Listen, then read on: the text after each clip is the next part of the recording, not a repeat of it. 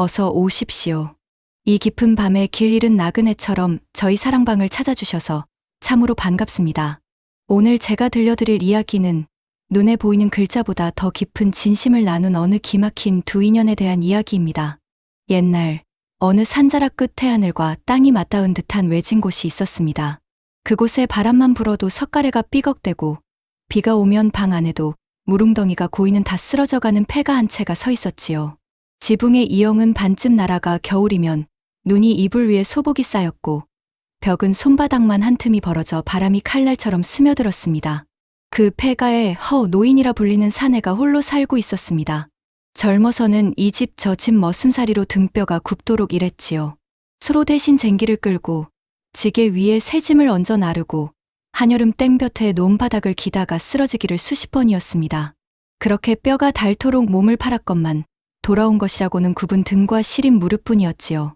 젊어서는 고된 삶이라도 힘이 있으니 견딜만 했으나 늙어서 홀로 남겨진 이 쓸쓸함은 뼛속까지 스미는 것이었습니다. 의지할 곳 하나 없는 이 노인에게 유일한 보물이 딱 하나 있었으니 돌아가신 아버지가 남기신 낡은 천자문 한 권이었습니다. 표지는 누렇게 바래고 귀퉁이는 쥐가 갈가 너덜너덜했지만 노인은 그 책을 매일 품에 안고 잠이 들었지요. 제 이름 석자도 못 쓰는 까막눈이면서도 그 책만은 차마 버릴 수 없었습니다. 아버지의 손때가 묻은 세상에 단 하나뿐인 유품이었으니까요. 노인의 아버지도 머슴이었습니다. 평생 남의 밭을 갈고 남의 소를 먹이며 살았지만 가슴 한켠에 한이 서려 있던 분이었지요. 당신도 그를 몰랐습니다. 그를 알았더라면 양반의 횡포의 억울한 사정이라도 호소할 수 있었을 것을, 그를 알았더라면 아들에게 세상 이치라도 가르쳐 줄 수 있었을 것을. 그 아버지가 어느 장날 전 재산이나 다름없는 엽전선 잎을 털어 천자문 한 권을 사왔습니다. 아들아, 이 아비는 이미 늙어 틀렸다. 하지만 너라도 이 책을 깨우쳐서 사람 구실을 하거라. 하지만 머슴의 아들이 어디서 글을 배우겠습니까? 글방에 가려면 돈이 있어야 했고 돈이 없으니 글방 문턱도 밟을 수 없었지요. 아버지는 그 한을 아는 채 세상을 떠났고 노인에게는 한 글자도 잊지 못하는 천자문만 유품으로 남았습니다. 밤이면 밤마다 노인은 기름이 얼마 남지 않은 등잔불을 밝히고 천자문을 무릎 위에 올려놓았습니다. 그리고는 짐짓 근엄한 표정을 지으며 글을 읽는 신용을 했지요. 물론 그것은 읽는 것이 아니었습니다. 그저 가슴속에 맺힌 외로움과 한탄을 벽을 보고 내뱉는 넋두리에 지나지 않았지요. 어느 달 밝은 가을밤이었습니다. 유난히 쓸쓸한 마음을 주체하지 못한 노인이 목청을 가다듬더니 천자문의 첫 구절인 하늘천, 따지를 제멋대로 풀어 읊기 시작했습니다. 하늘은 높고도 깊어 이 늙은이는 보이지 않고 땅은 넓고도 넓어 누울 자리 하나 없구나. 차라리 글 한 자를 깨쳐 아비넋의 불효를 갚으리. 노인의 목소리는 갈라지고 떨렸지만 그 안에 담긴 서러움만은 세상 어떤 명문장보다 진실이었습니다. 바람이 창호지를 울릴 때마다 등잔불이 흔들렸고 그 불빛에 비친 노인의 그림자는 마치 세상에서 가장 외로운 선비 같았지요. 노인은 이어서 중얼거렸습니다. 아버지께서 남기신 이 책을 이 불초한 자식은 한 글자도 깨우치지 못했습니다. 머슴놈이 무슨 글이냐고. 평생을 그리 살았더니 이제 와서는 그 한 글자가 이리도 사무칩니다. 노인의 눈에서 굵은 눈물 한 방울이 떨어져 천자문 위에 번졌습니다. 그 눈물 자국은 마치 먹물로 쓴 한 글자처럼 종이 위에 또렷이 남았지요. 그리고 또 한 구절을 읊었습니다. 하늘은 검고 땅은 누렇고 인생은 짧고 그리움은 길구나. 까막눈이 무엇이 대수이겠습니까? 글을 모르면 모르는 대로 마음이 시키는 대로 읊으면 그것이 곧 그 사람의 글인 것을요. 노인의 넋두리에는 글 아는 양반들의 시문에서는 찾아볼 수 없는 날 것 그대로의 슬픔이 묻어 있었습니다. 그런데 말입니다. 이 밤, 이 서러운 넋두리를 창밖에서 넋을 잃고 듣고 있는 자가 하나 있었으니 바로 이 산을 수백 년째 지키고 있는 산도깨비였습니다. 머리에 뿔 하나가 삐죽 솟고 온몸에 붉은 털이 덥수룩한 이 도깨비는 제법 덩치가 컸지만 어딘가 모자란 구석이 있어 다른 도깨비들에게도 늘 놀림을 받는 멍텅구리였습니다. 힘이 약하다고 씨름판에서 쫓겨나고 요술이 서툴다고 비웃음을 당하고 급기야 동료들에게 이 산에서 혼자 살라며 내쫓긴 신세였지요. 도깨비에게도 외로움이란 것이 있었을까요? 수백 년을 홀로 산에서 지내며 이 도깨비는 언제부턴가 사람 사는 마을을 멀리서 바라보는 버릇이 생겼습니다. 아이들이 뛰노는 모습, 식구들이 둘러앉아 밥을 먹는 모습, 그리고 글방에서 훈장님의 목소리에 맞춰 아이들이 소리 높여 책을 읽는 모습. 그 중에서도 도깨비의 마음을 가장 사로잡은 것은 바로 글 읽는 소리였습니다. 무슨 뜻인지는 하나도 몰랐습니다. 하지만 사람의 목소리에 담긴 운율과 온기가 마치 어미가 불러주는 자장가처럼 느껴졌던 것이지요. 그래서 밤마다 마을 글방 처마 밑에 숨어 훈장의 낭독 소리를 훔쳐듣곤 했습니다. 그러던 어느 날 도깨비는 산 아래 폐가에서 새어나오는 이상한 소리를 들었습니다. 노인의 엉터리 낭독이었지요. 하지만 도깨비의 귀에는 그것이 엉터리로 들리지 않았습니다. 글방 훈장의 또박또박한 소리보다 이 노인의 갈라진 목소리에 담긴 깊은 울림이 도깨비의 가슴을 쿵 쳤던 것이지요. 아니, 저 어르신은 밤마다 저리 깊은 도다어를 읊조리다니. 글방의 훈장보다도 더 깊고 슬픈 소리로다. 필시 엄청난 학문을 쌓은 은둔고수가 분명하다. 도깨비는 그날부터 매일 밤 노인의 집 앞에 쪼그리고 앉아 넋두리 낭독을 경청했습니다. 비가 와도, 눈이 내려도, 바람이 몰아쳐도 그 자리를 뜨지 않았지요. 그렇게 보름이 지났습니다. 도깨비는 하루도 빠짐없이 노인의 집 앞을 지켰습니다. 비가 쏟아지는 밤에는 처마 끝에 매달려 빗물을 뒤집어 쓰면서도, 바람이 뼈를 애는 밤에는 제 몸의 털을 곤두세워 추위를 버티면서도 그 자리를 떠나지 않았지요.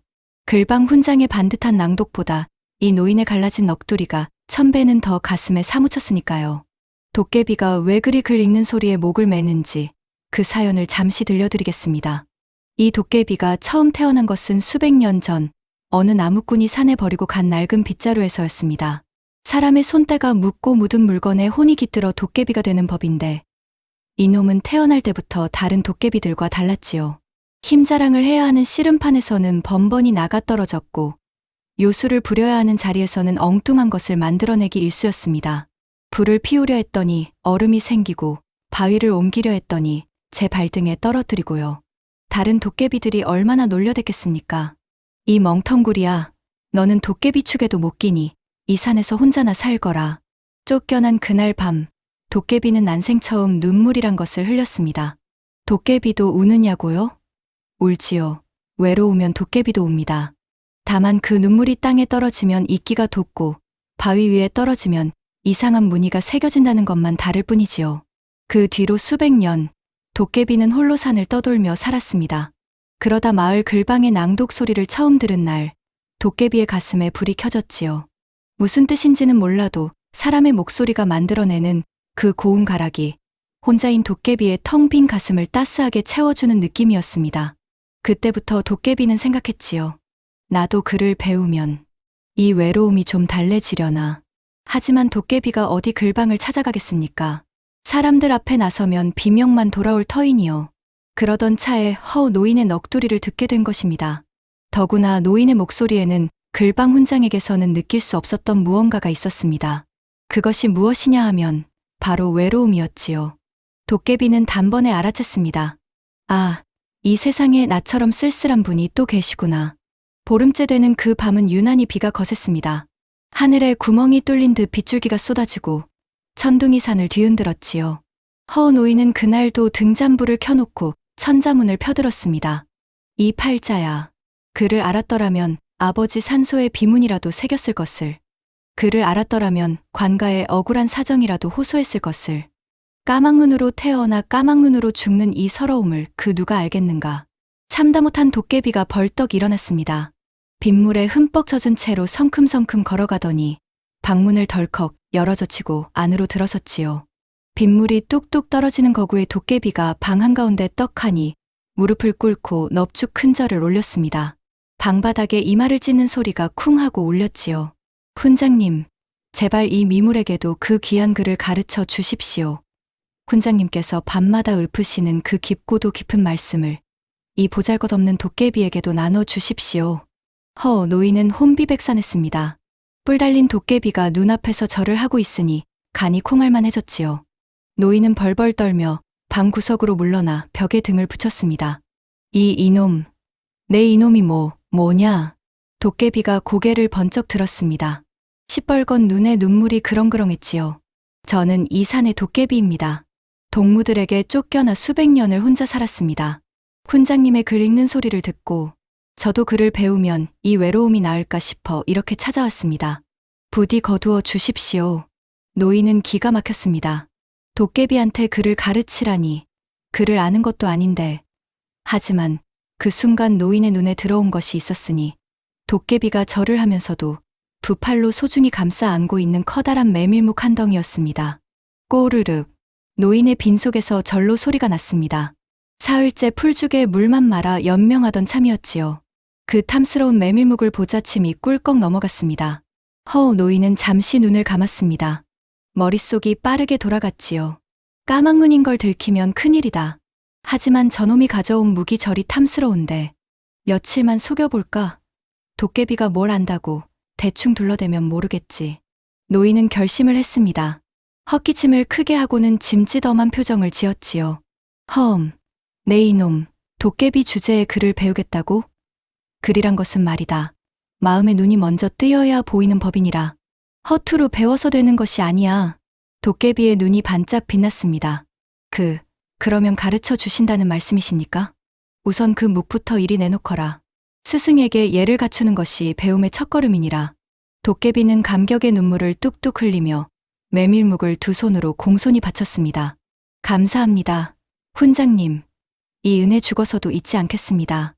노인은 고개를 끄덕이며 위험 있는 척 수염을 쓸더니 빈 종이 한 장을 도깨비 앞에 펼쳐놓았습니다. 자, 오늘의 첫 번째 수업이다. 글이란 것은 눈으로만 보는 것이 아니니라. 이 빈 종이를 뚫어지게 쳐다보며 마음을 비우거라. 종이 위에 글자가 떠오를 때까지 눈을 떼지 마라. 그것이 마음에 눈을 뜨는 법이니라. 도깨비는 두 눈을 부릅뜨고 빈 종이를 노려보기 시작했습니다. 온 힘을 다해 이마에 땀줄기가 흐를 만큼 집중하면서 말이지요. 그 사이 노인은 어떻게 했겠습니까? 뒤돌아 앉아 메밀묵을 허겁지겁 입에 쑤셔 넣었지요. 오랜만에 맛보는 제대로 된 음식이 목구멍을 타고 내려가자 노인의 눈에서도 모르는 새 눈물이 흘렀습니다. 배가 고파서 흘린 눈물인지, 이 기막힌 상황이 서러워서 흘린 눈물인지, 아니면 난생 처음 자기를 훈장님이라 불러주는 존재가 나타나서 흘린 눈물인지 노인 자신도 알 수 없었습니다. 한참 뒤 도깨비가 조심스레 물었지요. 훈장님, 아직 글자가 안 보입니다. 당연하지. 하루 만에 보이면 그게 무슨 도다냐. 내일 또 오너라. 단, 빈손으로 오는 제자는 받지 않느니라.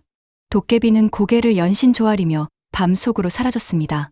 노인은 텅 빈 방에 홀로 남아 메밀묵 부스러기를 손가락으로 긁어 먹으며 중얼거렸지요. 이 늙은 까막눈이 훈장 노릇이라니. 아버지, 이 꼴이 웃기십니까? 노인은 쓴웃음을 지었습니다. 하지만 그 입가에는 오랜만에 사람의 온기 비슷한 것이 스며들고 있었지요. 아니, 사람은 아니었습니다. 도깨비였지요. 허나 도깨비든 사람이든 자기를 찾아와 절을 하고 훈장님이라 불러주는 존재가 이 세상에 하나 생겼다는 것만으로도 노인의 텅 빈 가슴 한 구석이 희미하게 따뜻해지고 있었습니다. 그렇게 세상에서 가장 엉터리인 훈장과 세상에서 가장 순진한 제자의 기막힌 인연이 시작되었습니다. 그날부터 기막힌 가짜 글방이 열렸습니다. 도깨비는 날마다 해가 지면 어김없이 노인의 집을 찾아왔지요. 두 손 가득 무언가를 안고서 말입니다. 어느 날은 산에서 캔 약초를 한 알음 안고 왔습니다. 산삼까지는 아니었지만 몸에 좋은 것들을 골라 가져왔지요. 또 어느 날은 산속 깊은 곳에서만 자라는 황금빛 온나무 가지를 물어다 주었습니다. 보통 나뭇가지가 아니었습니다. 은은한 금빛이 도는 분명 도깨비의 영험한 기운이 서린 물건이었지요. 이 가지로 불을 피우면 밤새 꺼지지 않았고 방 안가득 따스한 온기가 감돌았습니다. 또 어느 날은 산짐승도 다가오지 못하는 깊은 계곡에서 길어온 맑은 물을 항아리에 가득 채워왔고 텃밭에는 제 요술을 부려 한겨울에도 시들지 않는 무와 배추를 심어 놓았습니다. 덕분에 바람만 불어도 흔들리던 노인의 폐가에는 차츰 온기가 돌기 시작했습니다. 구멍난 지붕도 어느새 틈이 메워져 있었고 벽의 틈새로 스며들던 바람도 잦아들었지요. 전부 도깨비가 밤사이 제 요술로 손본 것이었습니다. 노인도 이 멍텅구리 제자를 함부로 대할 수는 없었습니다. 정성이 지극한 이 도깨비에게 차마 진실을 말할 수가 없었던 것이지요.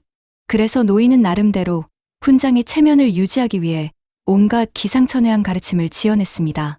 자, 오늘의 수업이다. 글이란 것은 눈으로만 보는 게 아니니라. 먼저 코로 종이 냄새를 맡아보거라. 어떠냐? 무슨 냄새가 나느냐? 곰팡이 냄새가 납니다. 훈장님. 바로 그것이다. 그 곰팡이 냄새가 바로 세월의 향기니라. 세월을 품지 못한 자는 그를 품을 수 없느니라.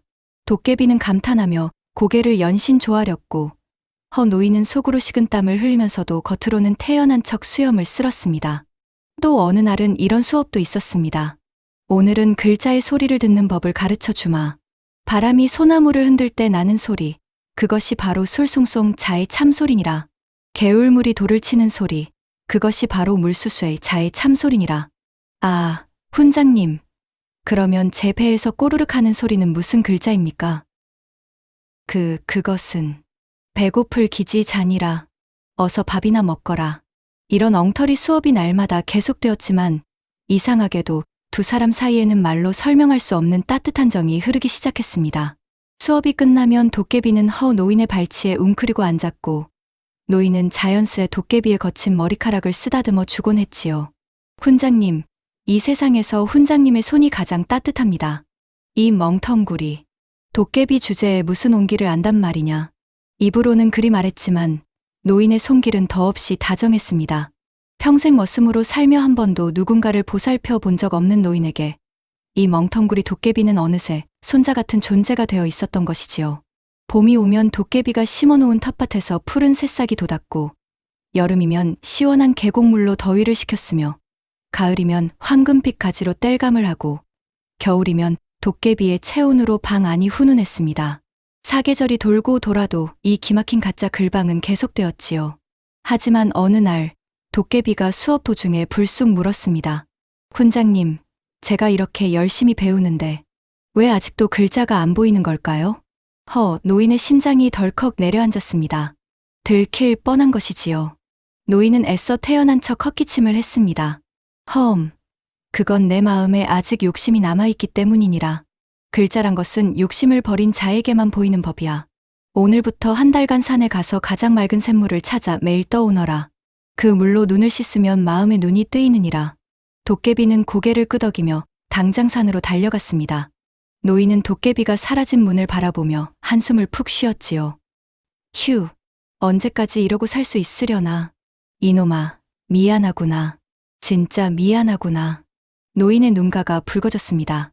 처음에는 메밀묵 한 덩이에 넘어가 시작한 거짓이었지만 이제는 도깨비가 가져다주는 무기나 약초가 아니라 이 멍텅구리 제자의 맑은 마음 자체가 소중해진 것이었습니다. 속이면 속일수록 가슴이 무거워지는데 진실을 말하자니 이 따뜻한 인연이 끊어질 것 같아 차마 입을 뗄 수가 없었지요. 그 사이 노인의 행색이 좋아졌다는 소문이 마을에 퍼지기 시작했습니다.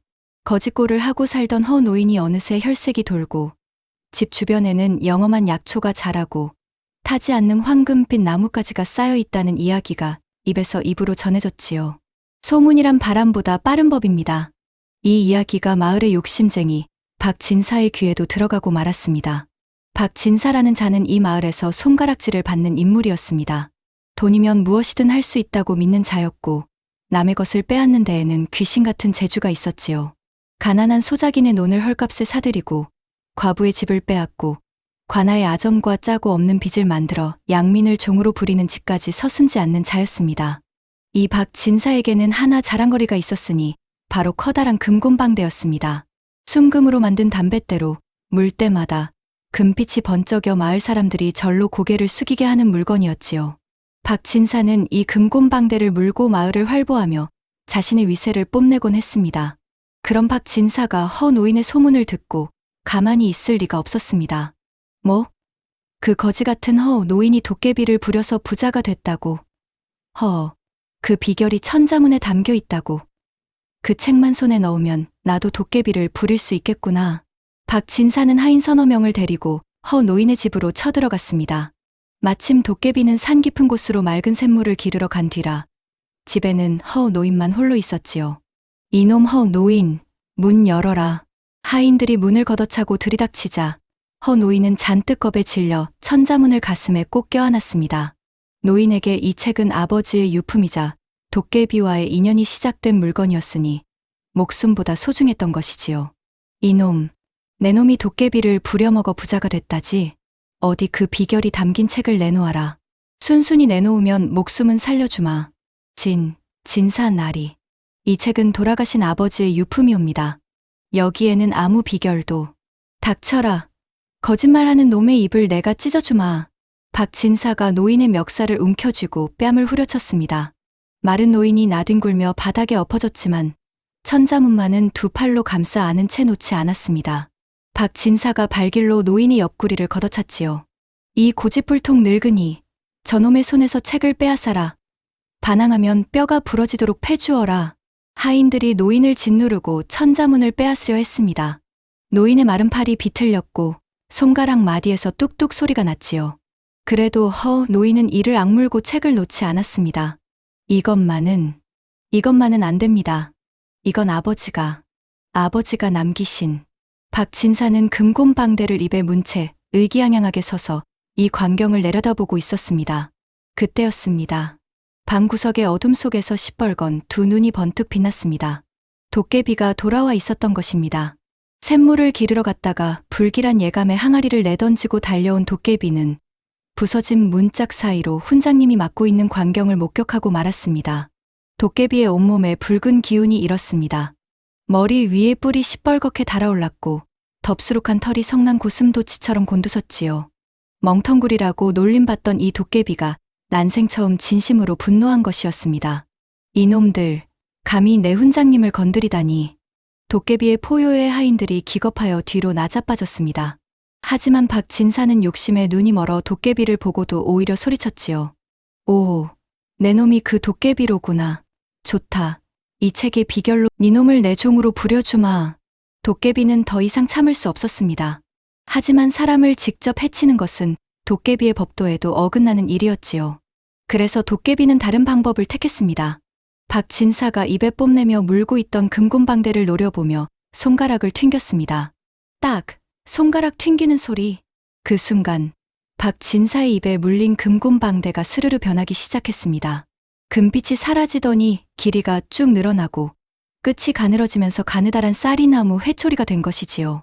그것도 그냥 회초리가 아니라 제 의지를 가진 듯 살아 움직이는 요술 회초리였습니다. 뭐야 이게? 박진사가 기겁하며 손을 뻗었지만 회초리가 이미 허공으로 날아올랐습니다. 팽팽 돌더니 박진사의 엉덩이를 향해 내리꽂혔지요. 아이고, 살려주시오. 아이고, 내 엉덩이. 박진사는 두 손으로 엉덩이를 감싸쥐고 마당으로 뛰쳐나갔습니다. 하지만 요술 회초리는 집요했습니다. 쫓고 쫓기고 빙빙 돌고 넘어지면 일으켜 세워서 다시 때리고 하인들도 주인을 버리고 주랭랑을 쳤지요. 박진사는 비명을 지르며 마을 골목을 이리저리 뛰어다녔습니다. 회초리는 그 뒤를 착착 따라붙으며 쉴 새 없이 엉덩이를 때렸지요. 뛰다가 넘어지면 엉덩이, 일어서면 또 엉덩이, 담을 넘으려 해도 엉덩이. 오직 엉덩이만 노리는 정의로운 회초리였습니다. 마을 사람들이 하나둘 몰려나왔습니다. 처음에는 놀랐지만 평소 박진사에게 논을 빼앗기고 빚에 시달리던 사람들이었으니 이내 배꼽을 잡고 웃음을 터뜨렸지요.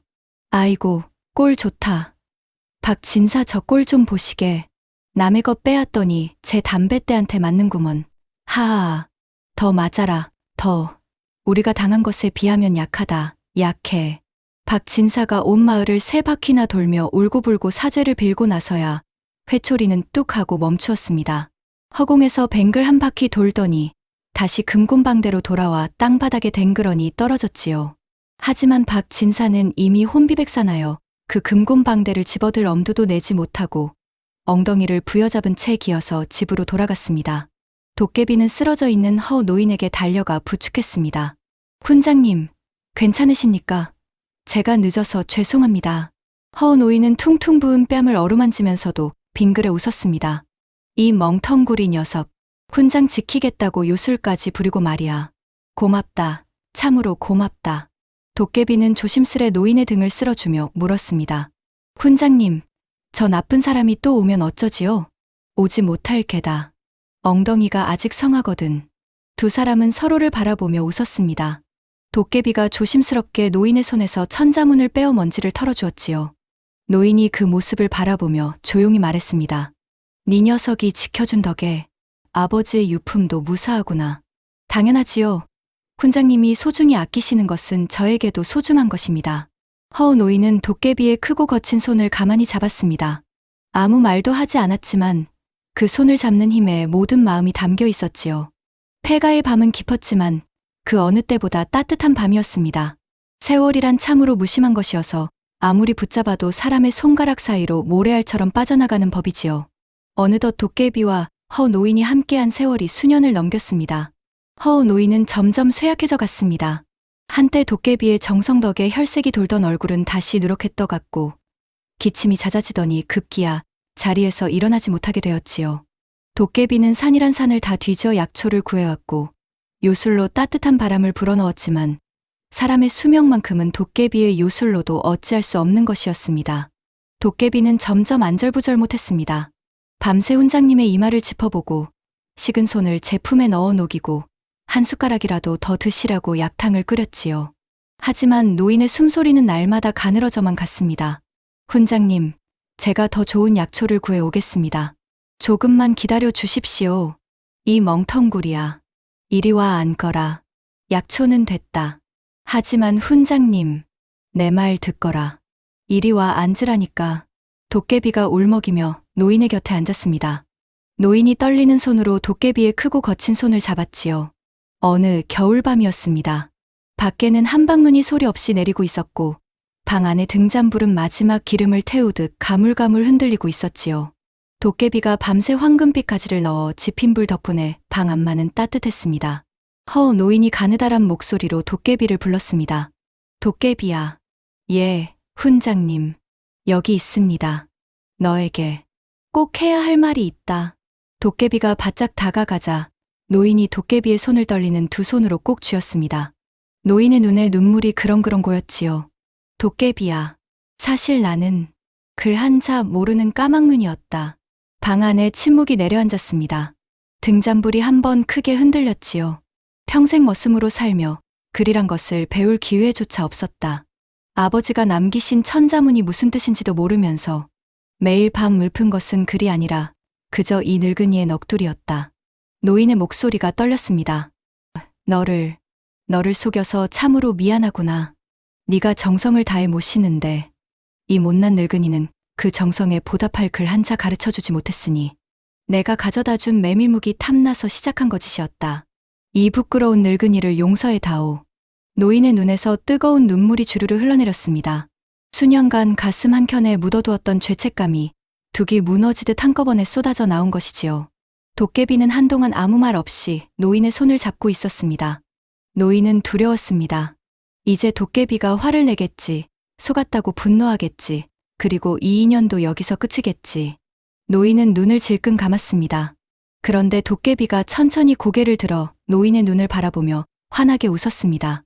시뻘건 눈에 눈물이 가득 고여 있었지만 그 입가에는 분명한 미소가 걸려 있었지요. 훈장님. 사실 저도 글에는 관심이 없었습니다. 노인이 놀란 눈으로 도깨비를 바라보았습니다. 저는 다른 도깨비들에게 쫓겨나 수백 년을 혼자 살았습니다. 아무도 저를 거들떠보지 않았지요. 그런데 훈장님의 목소리를 처음 들은 그 밤, 무슨 뜻인지는 하나도 몰랐지만 그 목소리에 담긴 외로움만큼은 알 수 있었습니다. 아, 이 세상에 나처럼 외로운 분이 또 계시구나. 그래서 용기를 낸 것입니다. 도깨비가 비늘 섞인 커다란 손으로 노인의 마른 손을 감싸주며 말을 이었습니다. 훈장님께서 밤마다 제 머리를 쓰다듬어 주시던 그 따뜻한 손길, 그 온기가 좋아서 곁에 머문 것뿐입니다. 수백 년을 살면서 누구 하나 제 머리를 쓸어준 적이 없었는데 훈장님은 매일 밤 쓰다듬어 주셨지요. 그게 얼마나 좋았는지 아십니까? 도깨비의 눈에서도 굵은 눈물이 뚝뚝 떨어졌습니다. 글자를 몰라도 괜찮습니다. 저는 훈장님 곁에서 이미 세상에서 가장 귀한 글자를 배웠는걸요. 세상에서 가장 귀한 글자라니? 도깨비가 노인의 손등 위에 커다란 손가락으로 천천히 무언가를 썼습니다. 물론 도깨비도 글을 모르는 터라 그것은 글자가 아니라 그저 삐뚤빼뚤한 선에 지나지 않았지요. 하지만 도깨비는 또렷하게 말했습니다. 그건 바로 사람이라는 글자였습니다. 훈장님이 제게 가르쳐 주신 건 글이 아니라 사람의 온기였습니다. 까막눈이어도 괜찮습니다. 훈장님은 제 생애 가장 큰 글자를 써주셨습니다. 노인의 주름진 얼굴 위로 미소가 번졌습니다. 평생 까막눈이라 부끄러웠던 그 마음이 도깨비의 한마디에 녹아내리듯 풀어졌지요. 노인이 떨리는 손으로 도깨비의 뺨을 어루만지며 말했습니다. 이 멍텅구리, 내가 내 제자가 되어주어서 이 늙은이는 참으로 행복했다. 노인은 마지막 힘을 짜내 도깨비의 머리를 한 번 더 쓰다듬었습니다. 수백 번도 더 쓰다듬었던 그 거친 머리카락이 오늘따라 유난히 부드럽게 느껴졌지요. 그리고 노인은 도깨비의 손을 꼭 잡은 채 평온한 미소를 머금고 눈을 감았습니다. 마치 긴 글을 다 읽고 책을 덮듯이 고요하고 평안하게. 도깨비는 밤새도록 통곡했습니다. 산이 울리고 계곡이 메아리칠 만큼 서럽게 울었지요. 그 울음소리에 겨울산의 짐승들도 고개를 숙였고 하늘에서는 눈이 더욱 소복이 내렸습니다. 날이 밝자 도깨비는 집 뒤편 양지 바른 곳에 정성껏 무덤을 만들었습니다. 천자문 한 권을 노인의 가슴 위에 올려드리고 함께 묻어주었지요. 아버지의 유품이니 아버지 곁으로 가실 때 함께 가시라는 뜻이었습니다. 그리고 무덤가에 마지막 요술을 부렸습니다. 한겨울의 차가운 땅 위로 하얀 메밀꽃이 소복하게 피어올랐지요. 눈처럼 하얀 그 꽃들이 무덤을 빙 둘러싸니 마치 하얀 이불을 덮어드린 것 같았습니다. 도깨비는 무덤 앞에 마지막으로 넙죽 큰 절을 올렸습니다. 훈장님, 편히 가십시오. 다음 생에는 꼭 글 아는 분으로 태어나십시오. 그때도 저를 제자로 받아주시겠습니까? 대답 없는 무덤 위로 메밀꽃이 흩날렸습니다. 도깨비는 오랫동안 그 자리에 서 있다가 마침내 안개처럼 흩어져 사라졌습니다. 사랑방 손님 여러분, 오늘 이야기는 어떠셨습니까? 그 뒤 마을 사람들은 이상한 이야기를 전하게 되었습니다. 노인의 무덤가에는 한겨울에도 하얀 메밀꽃이 지지 않으며 달 밝은 밤이면 무덤가에서 누군가가 글 읽는 소리가 들린다고요. 목소리는 둘이었답니다. 하나는 갈라진 노인의 목소리, 하나는 어딘가 어눌한 짐승의 목소리. 그 두 목소리가 어울려 읽는 글은 아무도 알아들을 수 없었지만 그 소리를 들은 사람은 왠지 모르게 마음이 따뜻해졌다 합니다. 우리는 가끔 눈에 보이는 글자나 재물을 쫀드라 정작 곁에 있는 사람의 온기를 잊고 사는 건 아닐까요? 값비싼 금곤방대보다 거친 손등 위에 삐뚤빼뚤 쓴 마음 한 글자가 더 귀한 법이지요. 오늘 밤 여러분의 곁을 지켜주는 소중한 사람의 손을 한번 꼭 잡아보시는 건 어떨까요? 요물사랑방의 문은 언제나 여러분을 위해 열려 있습니다. 구독과 좋아요로 이 방의 등불을 밝혀주시면 저는 더 기막힌 이야기로 다시 찾아오겠습니다. 오늘도 평안한 밤 되십시오.